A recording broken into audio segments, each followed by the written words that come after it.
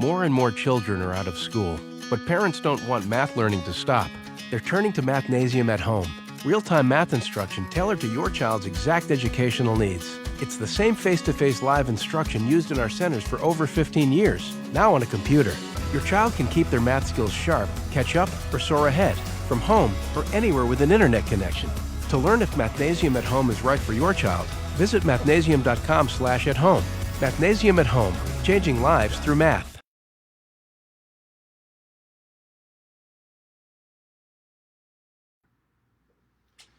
Hello, everybody. Welcome to Mathnasium Schoolhouse. I'm the new guy, John. Not new to Mathnasium, but I'm new to all of you and joining, and teaching you, on Facebook. So I want to talk about something that's probably new to you, and that's okay. The beauty of learning is that there's always something new to be learned.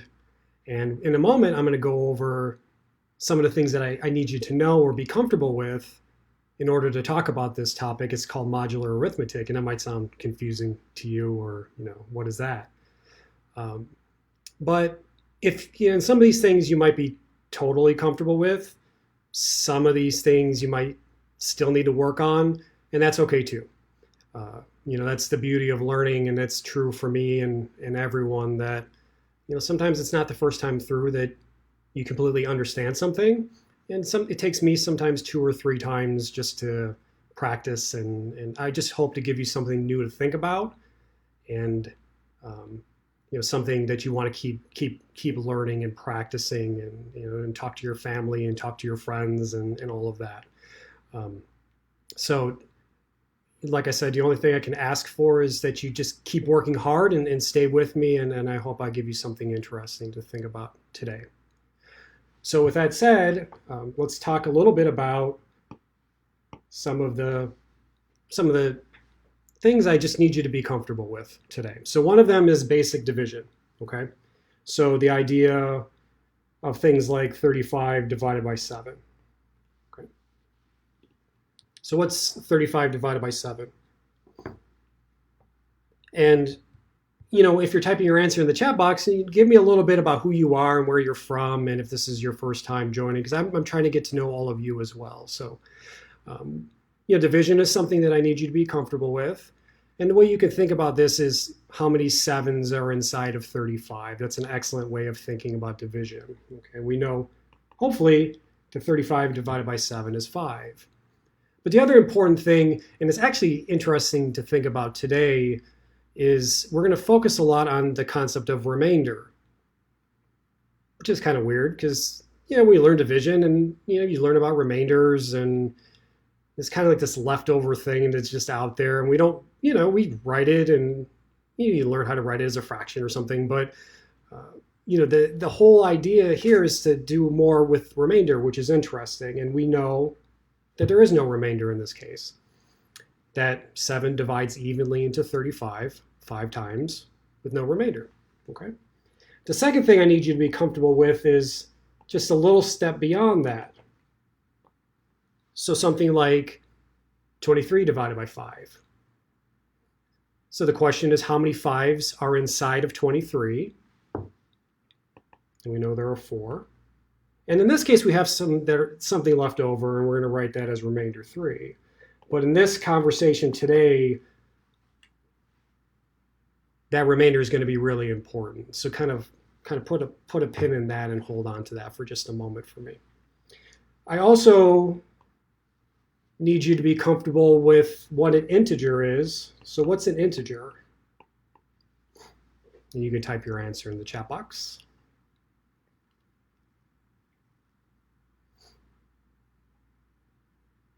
So your integers are your positive and negative whole numbers.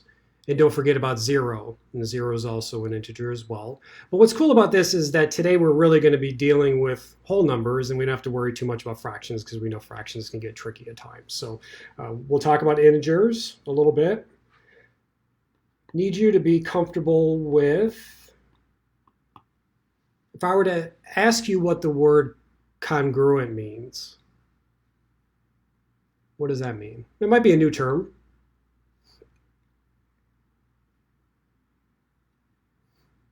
So when two things are congruent, it means that they're the same. But more specifically, they have the same property. Okay, and we'll kind of talk about what that means in a little bit too. But when two things are congruent, we're going to say that they have the same property, that the same thing is true for both of those. I need you to be comfortable telling time, but more specifically, not time like on a digital or reading it off your computer or things like that. Need you to be comfortable with like a clock on a wall or a wristwatch, analog time, because modular arithmetic can be thought of almost as being circular. It's actually really well understood if you think of it in terms of working your way around a circle. So, and that's when I said earlier that this is a topic that maybe, you've been doing this your whole life and you didn't even realize it. This is very much one of those topics. And sometimes that's cool in math when you learn something new and you connect it back to something that you've always been doing, and it helps it make just a little bit more sense. And the other thing I need is for you to be comfortable with what an operator is and a result. Okay? And so much of math that you're learning in school right now, is around the four basic operations: addition, subtraction, multiplication, and division. So when I say operator, that's really what I mean. And I'm going to teach you a new operator today. That's interesting. Because so much of what we do is kind of focused around those four. But I'm going to teach you a new operator today, which is interesting. And the result is, when I apply that operator, the result is what I get, what I attain. So if we're adding 11 plus 7 and we get 18, that operator tells me to add those two numbers, and the result is the sum. And it's going to be a very similar idea here, but it's just going to be a different result than you're accustomed to. Okay?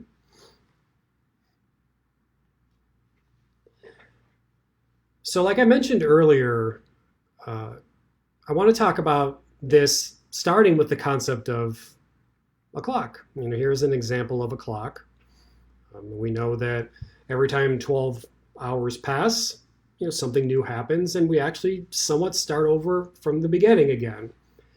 And that's really good because, I wouldn't want to keep track of all of those hours if we just keep adding 12 and 12 and 12 and 12 and 12 again. It's helpful to just reset, and we go from AM to PM and things like that.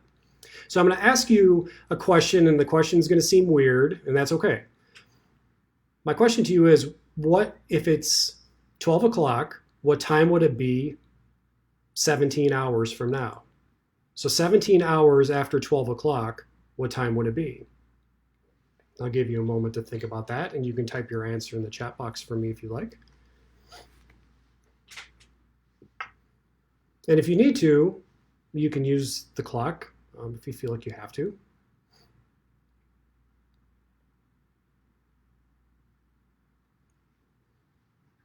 So 17 hours after 12 o'clock.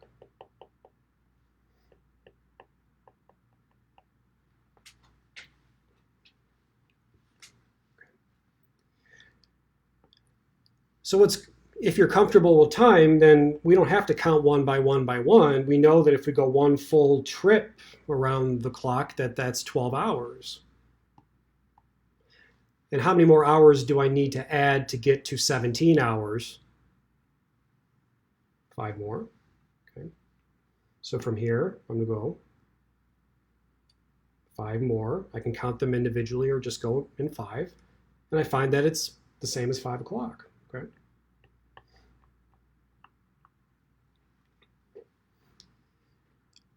And like I said, it's, that's the way time works. And that's, some people deal with 24-hour time, but for most of us, we deal in 12-hour increments, that after we go 12 hours, something new happens and we switch and start over again. And it's really helpful that we don't have to keep adding 12 again and again and again and again and again. Okay. Now, if I were to ask you, what time would it be 29 hours after 12 o'clock? What would that be? And I asked you 29 for a reason. And you can type that in the chat box for me too.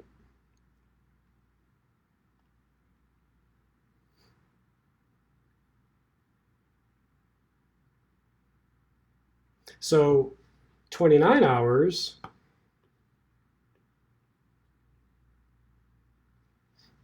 we already know 17 hours puts me at 5. It's 12 more from 17 to 29, which means that I can start at 5 actually and go around 1 time and I'm back at 5 again. So it's still 5 o'clock. And when I add 12, so 41, 53, 65, it's just all of these extra trips around the clock that I don't really need. And the answers are all the same. They're all 5 o'clock. And like I said, I picked 12 for a reason. Okay. So I'm going to connect this to something that you're more comfortable with. And then we'll revisit the circle in a moment. So the question that I asked you was, what is 17 hours after 12 o'clock? And I'm going to write this in a different way and something you're more comfortable with.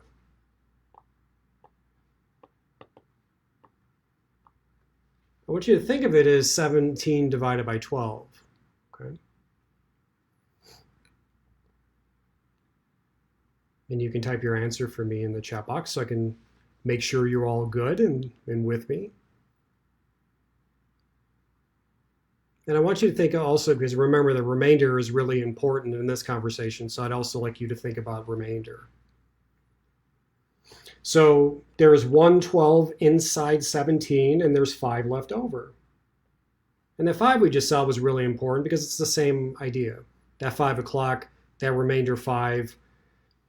This 1 is really just that one rotation, that one time around the clock that, we reset and we're at 5 o'clock. Okay. Now, remember that I told you we were going to learn a new operator today, and that's what I want to talk about now. So I'm going to write this as 17 mod 12. Okay. So just like addition, subtraction, multiplication, division, if you see this, that's your operator. It's telling me to do something with those two numbers. And the result, I'm going to put that there. In the same way above, the result of this division was 1 remainder 5. I'm going to write something there too. And the way this works is this mod, it's called a modulo. So you're learning all kinds of new terms today, which is cool. You can tell all of your friends. When I see that, it tells me to take these two numbers and the result is the remainder if I were to divide them. In this case, it's 5. Okay. And it's not that this here goes away or anything, but remember, we're actually counting and resetting in a circle. So all these extra things, these extra trips, what we really care about is what's left over. So in this case, 17 mod 12 is 5. Okay. Let's give you another one to think about. So if I were to ask you, what's 20 mod 8?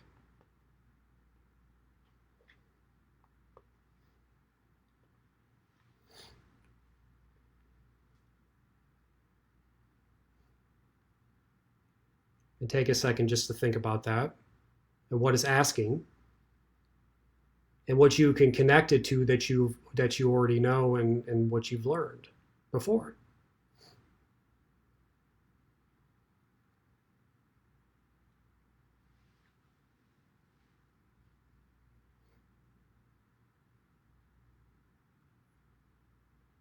So remember, this operator, this modulo, is saying, I want you to take, essentially, it's the remainder if I were to take this number and divide it by this number. So you can think of it, if it helps, like this. But what I really care about is what goes in that blank right there. Okay. So we know there are 2 8s in 20. There are 4 left over. So 20 mod 8 is 4. That's not so bad. But it's something new. Right? And it actually goes a long way to explain time and reading a clock, or gives you an explanation to something that you've always been doing. So I talked about the idea of things being the same, being congruent, and I want to revisit that with you right now. Okay. So I'm going to draw a circle, and it's not a clock certainly, because not all of this is related to clocks. But here's a circle, and I'm going to put numbers in here. Because remember, the concept of modular arithmetic, at least the basics of it, is the concept of circular arithmetic. Kind of, it centers around this one value, and it's called a modulus.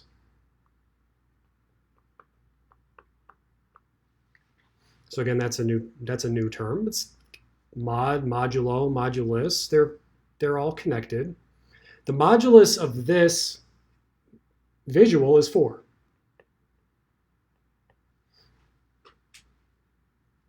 So unlike a clock has a 12 at the top, and if in this clock, it wouldn't make sense to have a 12 at the top because we're at 3 right here. But at the top, I'm actually going to put a 0. Okay. So this modulus is 4. There are 4 values here: 0, 1, 2, 3, and I'm going to connect the visual, the clock circle, to the question. Because counting around this circle will help you answer these questions if the remainder question is hard.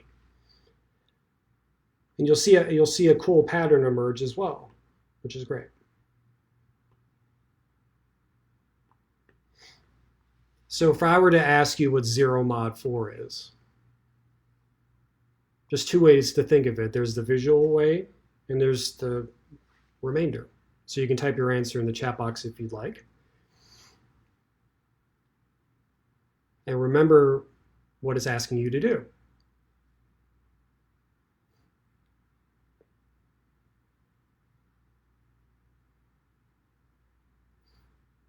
That mod is telling me to take those 2 numbers and I find the remainder if I were to divide them. It's a great way to think of it. Visually, what it's telling me to do is start at 0, and I'm not going to move at all. I'm just going to stay right where I'm at. Okay. 0 mod 4 is 0.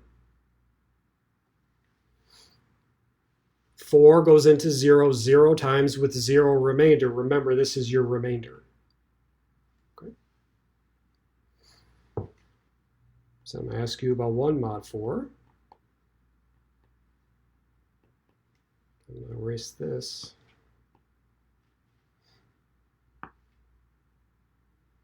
So what would 1 mod 4 be? Okay, very good. It's 1. And think of it like I'm here now if I'm counting my way around. But the mod operator, the result is a remainder. 4 divides into 1 0 times with a remainder of 1. Oh, I'm going to change that. So then I'm going to ask you what 2 mod 4 would be, and 3 mod 4.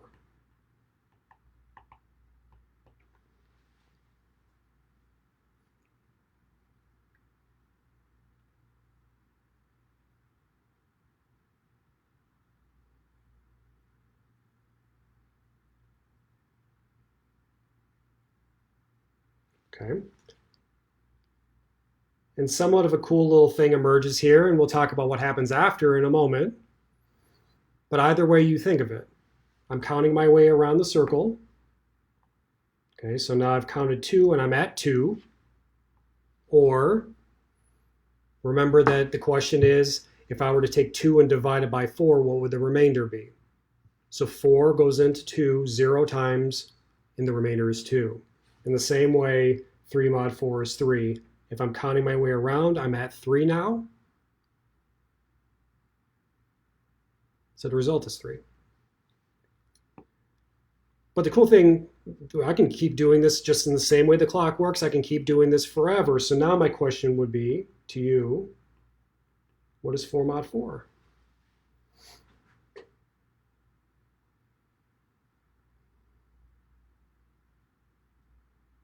And you can use the picture if it helps, or you can think of it as a division with remainder.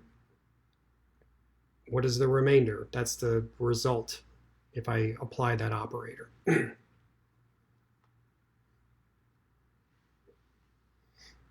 So if I were to think of it in terms of counting, if I start at 0, 1, 2, 3, 4, here I am on 0, so 4 mod 4 is 0. But again, think of it in terms of remainders. If I divide 4 into 4, that's once with no remainder. Remember, this is your remainder. So then I'm going to ask you what these would be.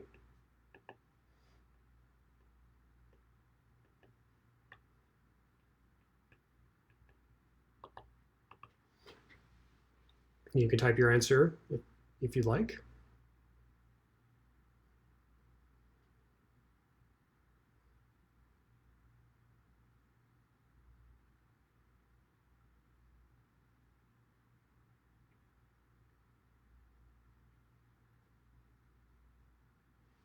So you're starting to see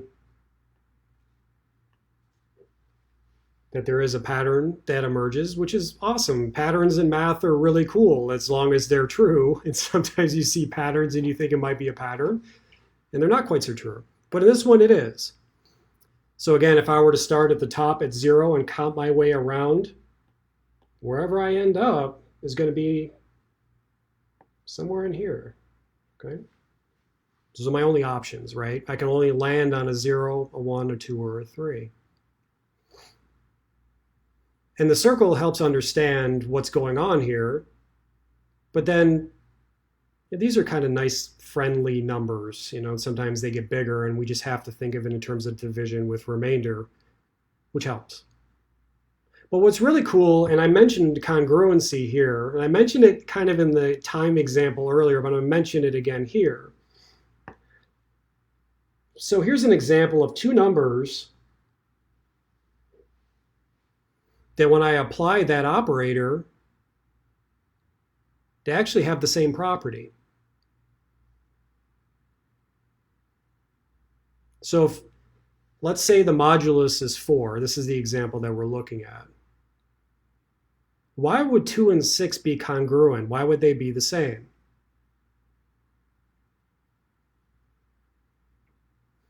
What do you think?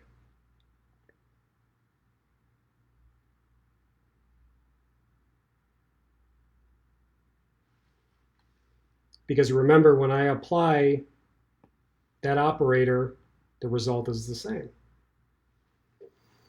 If I take 2 and divide it by 4, or 6 and divide it by 4, I get the same remainder.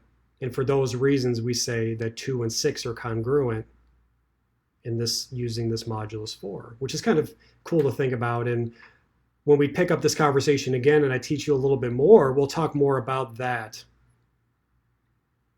But it's just a cool thing to think about. But these are also your, if I were to ask you to start at, let's say, 2 and count up by 4s, you can bring this all the way back to your count by facts too. It's not a surprise. 2 and 6.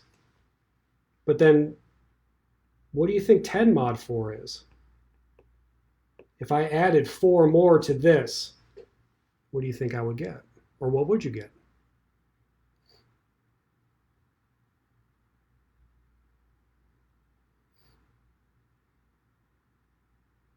So 4 goes into 10 2 times with 2 left over. So 10 mod 4 is 2.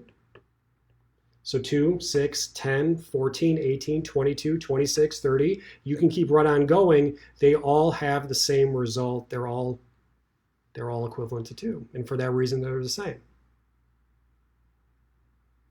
we'll explore more of that when we talk about this topic again on a different session. So let's take a step back and think about the question of the day. And we're almost there. Thanks for sticking with me.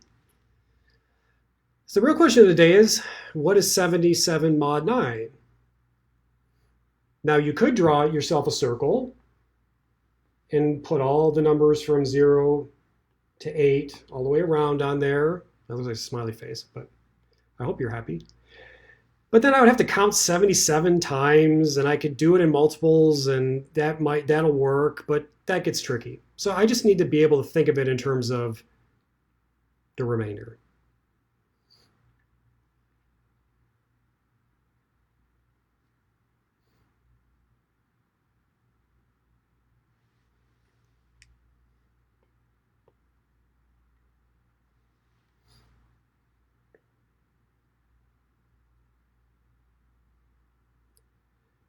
So if I apply that operator to 77 and 9, the question is, if I were to divide 77 by 9, what would my remainder be?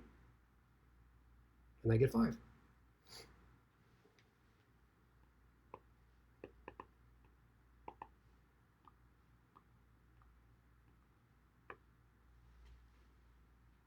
Okay, here's another one to practice. I'm really going to stretch your brain now. So 101 mod 6.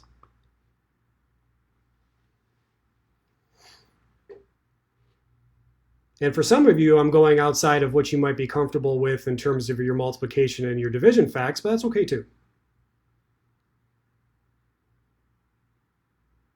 So then in the chat box, maybe type out real quick, what are you thinking about? What is your thought process when you look at that question, knowing what you know now? What is the question that you're trying to answer?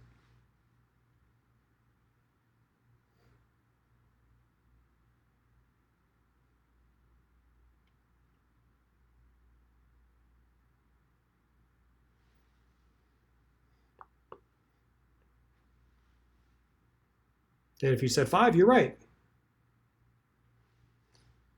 This one goes a little bit outside of your multiplication and division facts that you know. Because 16 times 6, you might not have that one right there at your hand, but if you came to Mathnasium, or if you're a Mathnasium student, I'll bet, because we teach you all these really cool techniques to find that quickly. But that's 5. It's the remainder if I were to divide 101 by 6. Okay. Take a look at one more together.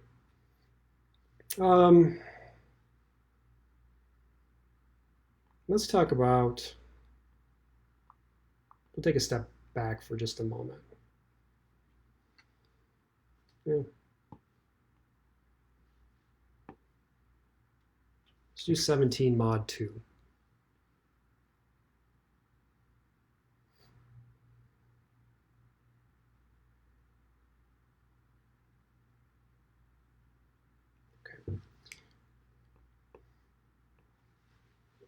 If you said 1, you're right. And the reason being that 17 divided by 2, 2 goes into 17 8 times with 1 left over. So 17 mod 2 is 1. That's the remainder if I were to divide those out. So one more question I'm going to ask, and then you have some extra practice problems that you can apply this and just work on it. So let's say it's 8 p.m.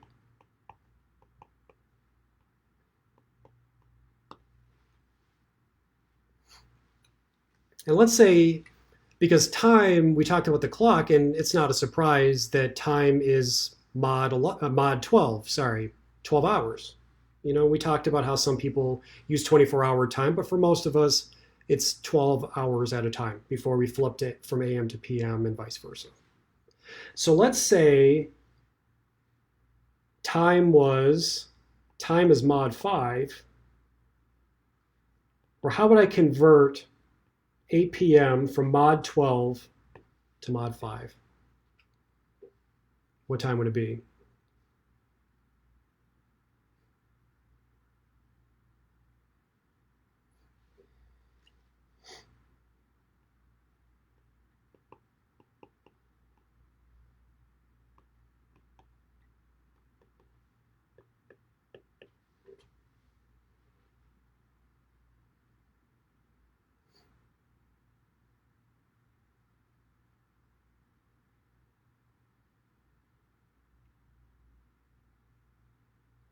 So if you're having a hard time starting this,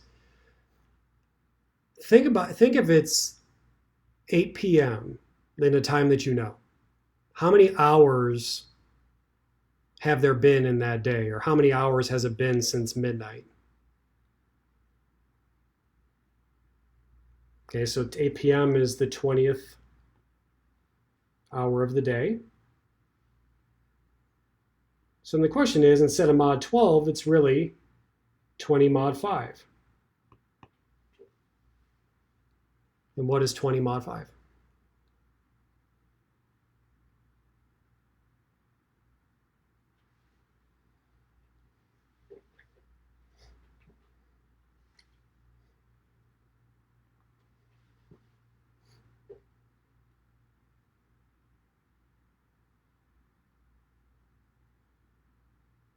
So if 20 mod 5 is 0, what does that mean? Because that's kind of a weird answer. And if you said it's the very start of the day, then you would be right. Right? And there's a question like that or two on your practice sheet as well. So I hope that you get a chance to practice this mod, and finding remainders. And like I said, there are other things to be learned. It's kind of exciting to learn a new operator and something like that. So my hope for you is that you'll keep practicing, that you'll join me again on Thursday, and we're going to talk about a cool way to find GCF.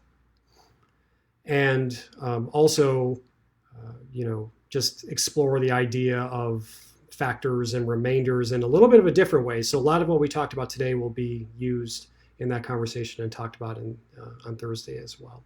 So with that, I really appreciate all of you joining. I hope to see you again on Thursday. Of all the places that you could have been, you were here with me, and that means a lot. So hope to see you all again, and thanks.